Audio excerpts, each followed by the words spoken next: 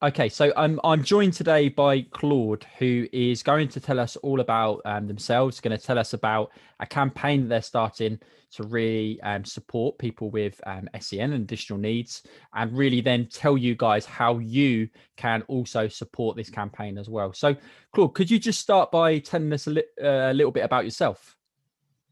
Sure. Well, my name's Akuyemi Claude, but people call me Claude for short. And I've came up with the idea of the Claude SEN law that's supposed to look at the reform of education because of my own experience. So starting from the beginning, I was a child who was born with, I was born basically where I had a severe accident at the time when I was 11 months old, and I had a thing called the apnea or apnea, and it's basically where your whole like function and you just shut down.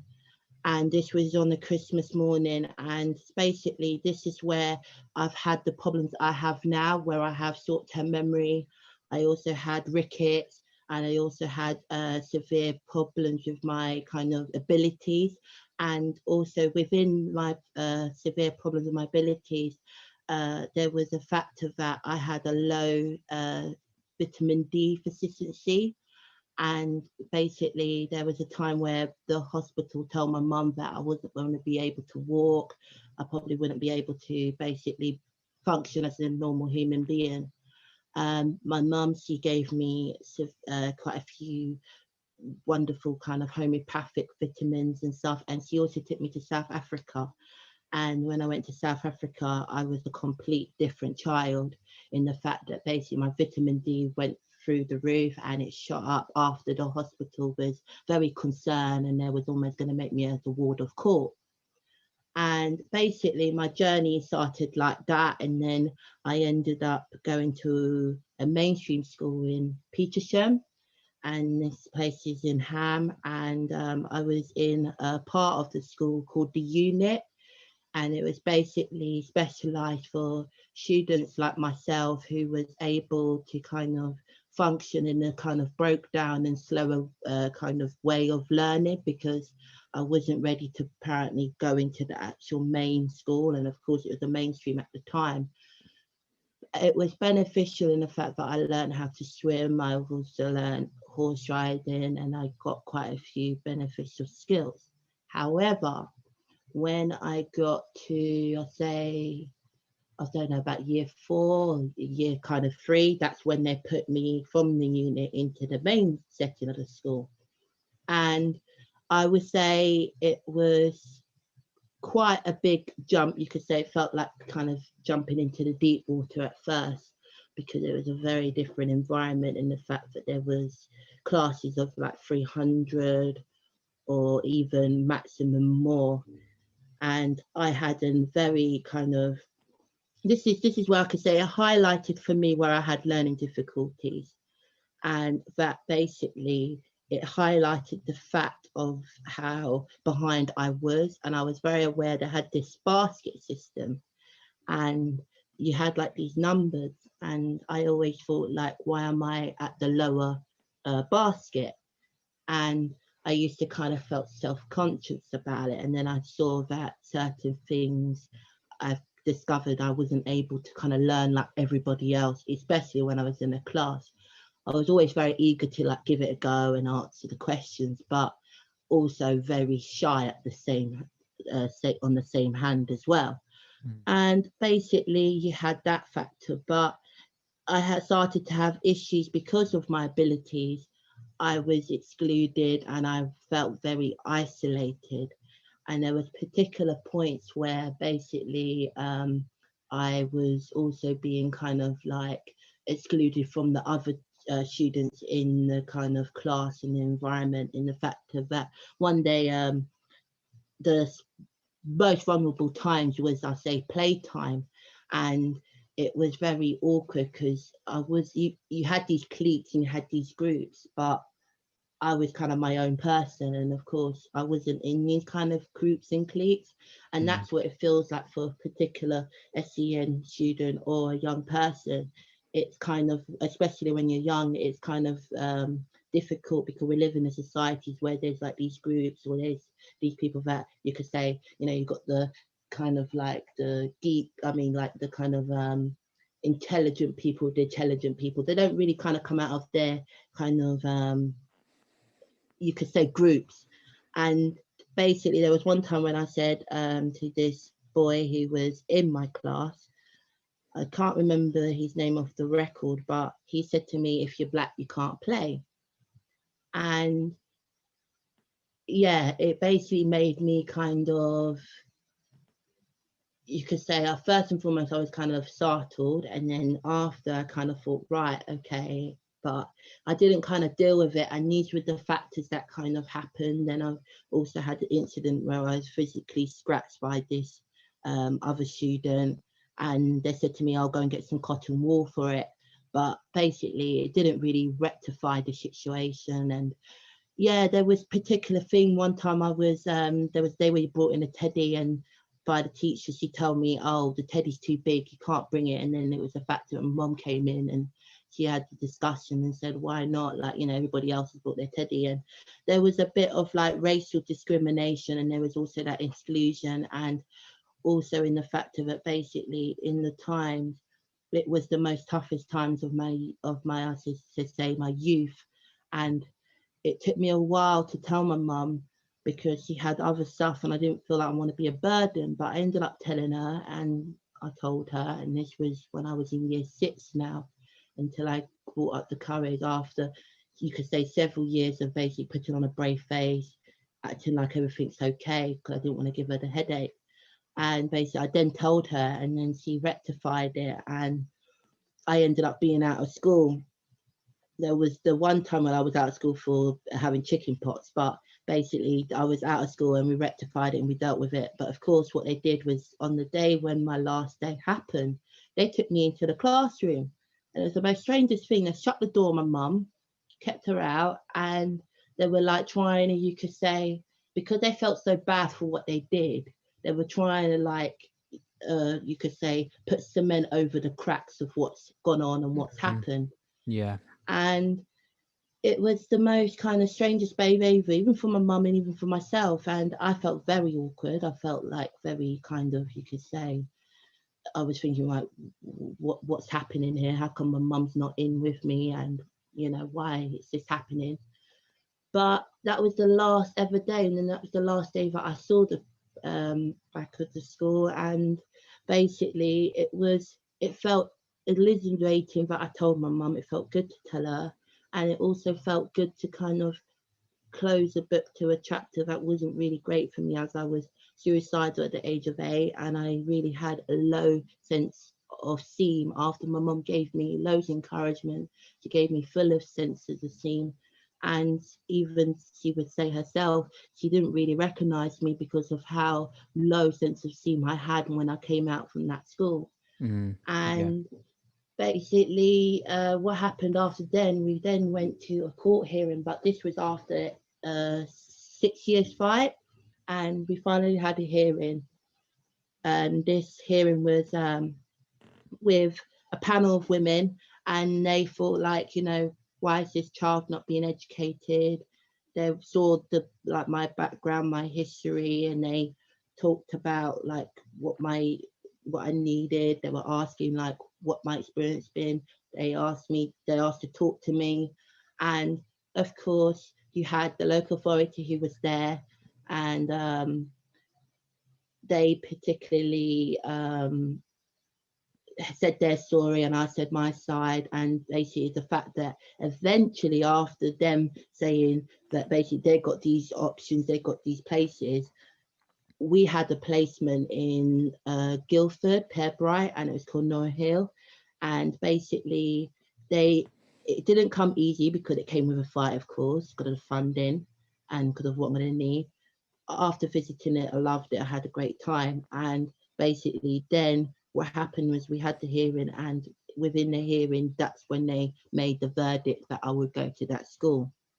I started that school in 2018, and it was a great experience, had the support that I needed, transformed, learned how to read, learned how to write, came out with my 5 GCSEs. However, because how the local authority are, unfortunately, it was a bad end experience where my GCSE photography, I chose photography because I like to take photos, and it was a choice between art and design or photography.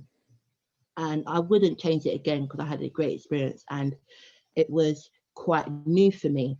My photography teacher, who was called Enrique Mare, I think he was quite shocked by the kind of student I was because of how I just kind of, you could say, jumped at the experience of how I was quite, photogenic of taking photos. And I did this project called Disguise. But what happened is all the students took their work, and there were some that left their work, and I was told that we was going to get them after Christmas. And then what happened is there was a factor that I wasn't able to get my work back. And the other girl who was the head girl, and I was the head boy, and I was the first ever black head boy as well at a Peer Bright school, basically with learning difficulties, but survive with people with learning difficulties and autism. And those schools do exist, I must highlight. And basically what happened is that she got an A and I got a D. And we made this box, and this box was like, you could say, kind of like an actual box, and it had like a perspex, and it had all these masks, and it was saying my background. So you had like a Jamaican flag, you had a Nigerian flag, and you had also like the French, because I've got French friends, and then you also have like an American flag. And it showed that when you look through, you had photos of me on the top of the perspex, and you look through the perspex and you see my background. And then you had also this other factor of a half mask that was like a Phantom of the Opera. And then you had a Jamaican and a Nigerian flag painted on my face. And then you had that photograph where I emerged and you could see only just my face, but the rest of me was emerging to the background. So I had black clothing. And then you had this other project where I had like these students who were in the younger years who photographed with the mask that was in the perspex box, and they took several photos, but they were within my clothing. So it's like showing the kind of story and the background and the disguise. However, on the exam, I got marked a D, and then basically my mum, she says to this day, I shouldn't have been marked because it was like, it took years of like work, and I had it all vision, but I think he was still amazed. And of course, he was South African. But the factor is that basically my perspex box got damaged, and I got sent a photo from the head girl after me.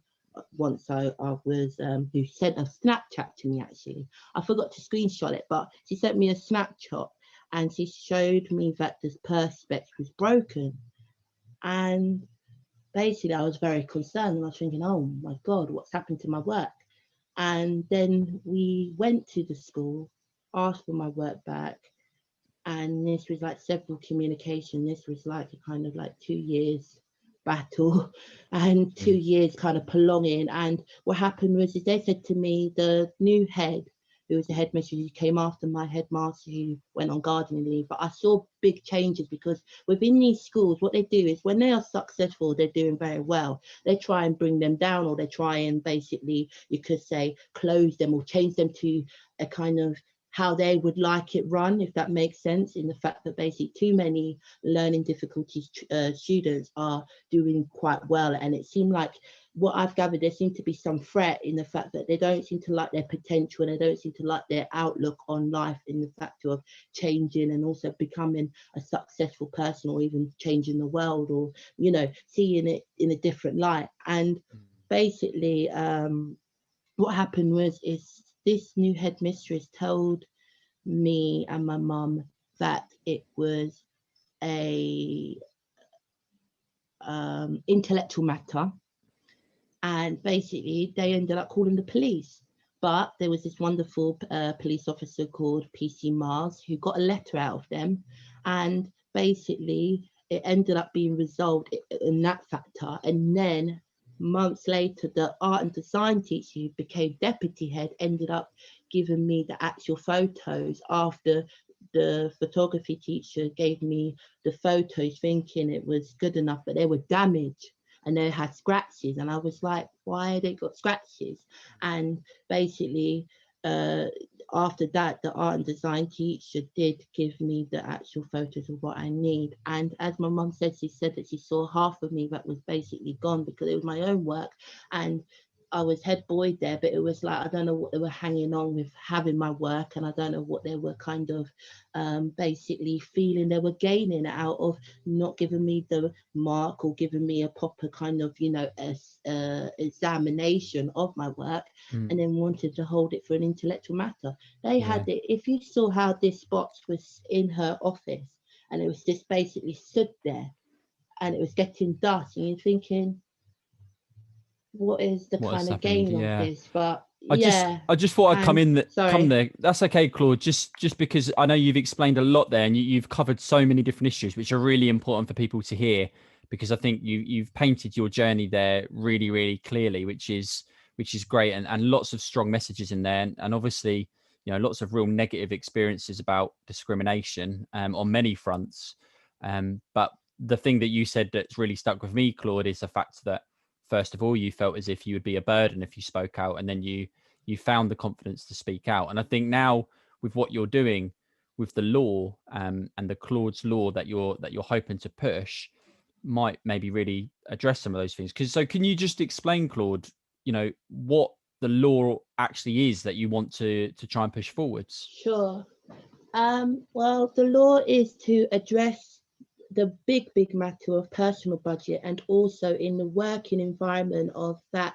But basically, there needs to be more of a highlight on SEN, and also more of a, you could say, adaptation for the understanding of people with learning difficulties, but they're not feeling like they are inadequate. They are feeling like that basically when they're given tasks or they're given kind of jobs, they are able to basically be adapted to them, and those facilities are required for them, because also the funding and the factor of putting these facilities and also these kind of important resources is not there. And it's been a continuous year of failings and continuous years of where basically they put money into other facilities, or they put money into, for example, like this pandemic, they put money into like 2 meter signs, and they put money into like things for the pandemic. But on the other hand, you've got services like education that is really being deprived, and it's not being kind of provided, and it's not also being acknowledged. There's children that are suffering right now, all because of this pandemic and all the factors of it, and also young people that don't know where their future is going to be, like including myself. And for a person that's also been struggling with the fact that I've had the housing people that want, because I've got to the age of 18, they want to basically think that I should contribute to the rent when I don't have the finance. And also I am a student who's basically supposed to be looked after and cared for by the SEN department in my education, which they've again sadly failed again. And this is the factor that continues, that I saw particularly for 18s. They have had so much pressure, and there's a big youth homelessness, you could say, factor that's going on at the moment, that's basically happening underneath the invisible kind of going on of everyday life. And those factors is really quite concerning, because particularly it affects the mental health, it affects the well-being. And I think those factors that needs to be highlighted, and that's what the SEN law covers. And also in the fact that it should be part of the curriculum, there needs to be more qualified teachers. There's also needs to be probably a qualification for it, for like a person who wants to learn how to, you could say, be a qualified teacher or a qualified person who's within that specific area of the, you could say, teaching a SEN or student. And also, I think there should be a week or a day to highlight the clause SEN law. It's a factor that is really kind of been invisible within our current climate, and particularly even seeing the programs that have been featured. For example, they had a disability program that was on BBC Two, and it also covered about learning difficulties as well. It was done by that CBBC presenter. She sadly doesn't present anymore because there were complaints about her, even though she did her job very good. And these are the fact that people can't really turn a blind eye to the percentage of people that have learning difficulties or hidden disabilities and visible disabilities. And I think Hidden that's disabilities is not, pardon? sorry, Claude. No, I was just going to say you make some really good points there again about, you know, the range of different things that are problems, and actually that's why you're trying to address it. And I think the only way that are going to be addressed is people like yourself and other people who want to generate awareness and things like this. So there's probably going to be people watching this video, Claude, that want to support you and agree with a lot of what you're saying. If there are people that, and I know you're trying to get signatures, aren't you? How can people go and read more about what you're doing, but also sign the petition? They can visit my Instagram, and they can also visit my Twitter. My Instagram handle is so it's at and it's _Claude at 2020. And you can find the links on my Instagram. You can also find the link on my Twitter, which might be more accessible. And on the basis of the Instagram, you can find out about information about hidden disabilities. And if you are not a person that's aware of hidden disabilities or the SEN, you can also find that information there. But my Twitter is at @IAM_Claude25, and you'll find the information of my petition. And basically you can follow the link, and you will find that it has on my profile, I've done several tweets sharing to other people to make them aware, where basically you'll see a link saying government petition and a hidden disability and the Claude SCN law. You can also look at the, if you type in #Claude SCN law, and you'll be able to find your way of finding the petition and to support.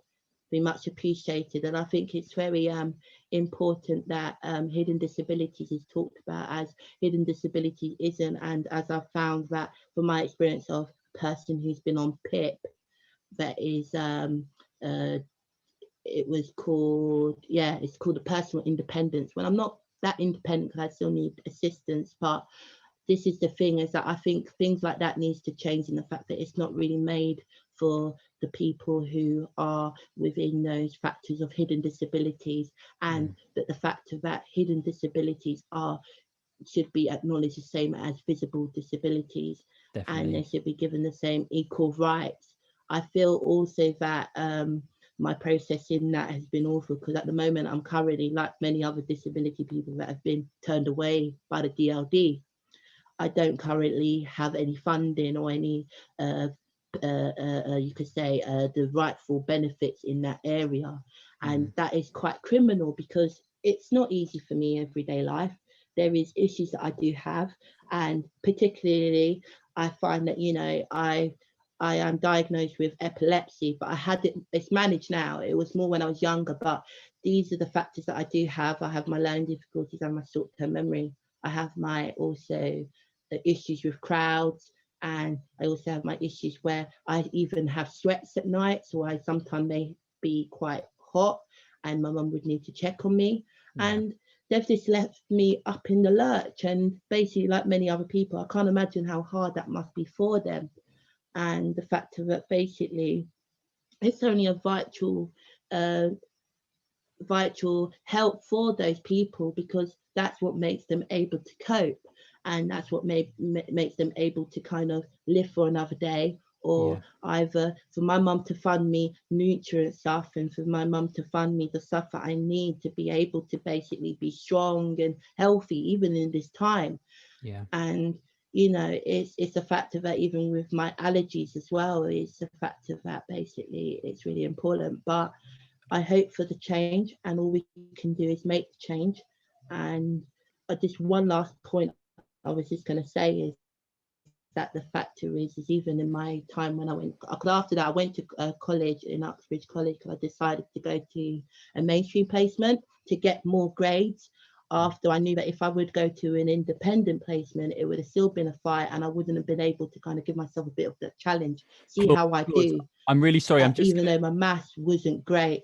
Yeah. Sorry. Sorry, no, it's okay. I was just going to come in because the time is going to Pardon? run out. Sorry, the time is going to run out just because I know that Yeah, we've done this recording, and I have got to get on to another recording as well. But I know that there's so much more, and you've spoken so passionately about this in this short kind of chunk. I think the addresses you gave for people to go and look up will certainly help give more information about some of the things you've said as well, and we'll make sure that we sure. continue to share it on here if that's okay. But I really appreciate you coming and speaking to us. We'll get it up on YouTube, and hopefully more people will view it, will become aware. And some of these things do take time. I don't think they always happen as quickly as what we want, but Yeah, no problem. my message to you, Claude, is that I think just to keep pushing with everything you're doing, and yeah, just to follow us and stay in contact if there's anything we can do to help.